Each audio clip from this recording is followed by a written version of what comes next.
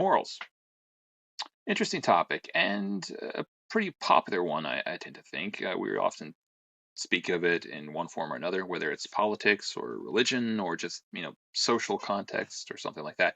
And I think it's important that we do so. To do otherwise is to risk inbred morals, if that makes sense, echo chambers or cyclical reasoning. Point being, I think it's healthy to get shaken up every now and then and have your morals challenged, right? It's important to indulge alternate perspectives on morality to that end.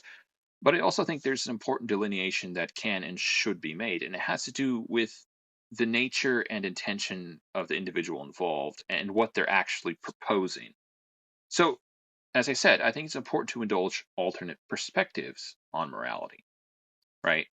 But it's important to delineate between like that and what you would consider just anti-moral zealotry, if that makes sense. So you can think of it like this. Imagine there's a person that is so adverse to the predations of sunlight and brightness. I don't know if predations is the right word there, but they get so annoyed by it and it hurts their eyes and whatnot that they decide to put out both of their eyes, right? Right? So they've done this. Question that arises, of what value or to what extent is their perspective valid after that point on something like the beauty of a painting or the beauty of a sunset or a whole range of subjects that have specifically to do with sight as a perception, right? Well, it's not valid and they don't have a perspective, right? They've given up that perspective via giving up their sensitivity to this particular stimuli.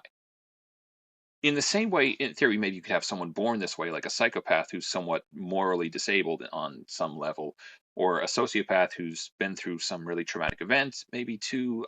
But you can have a person who willfully mutilates their conscience to the extent that they're insensitive to even really fundamental moral conviction.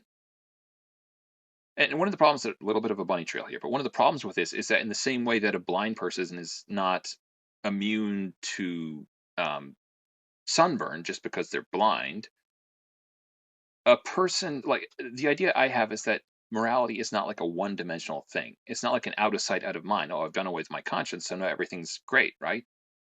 It will play merry heck with your life in other ways that you do very much care about. And before you know it, you end up with some jagoff thinking, well, how did my life end up so terrible? All I did was, abandon my children and treat my wife like crap and sleep around with everyone. And now my life is terrible. How could this have possibly happened? Yeah, shocking. A shocker on Shock Street. Getting back to the main point, though. Again, I think it is important and it is healthy to indulge like an alternate perspective on morality, right? But it's important to delineate between that and like an anti-moral zealot who's just mutilated their conscience to the point where they're incapable of perceiving a thing that is incredibly obvious, if that makes sense. And that, in my mind, is a perspective which it's not valid, and I don't know to what extent it should be indulged. Anyways, hopefully that's fun. Maybe you have a good conversation starter now. Thanks for watching. If you like the video, please press the like button, subscribe, and leave a comment if you want to. And have a happy weekend.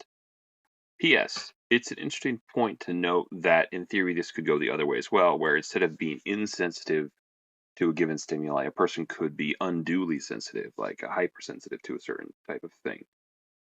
In fact, this variability in sensitivity and insensitivity might account for what we think of as personal taste or perspective, which is kind of interesting to think about.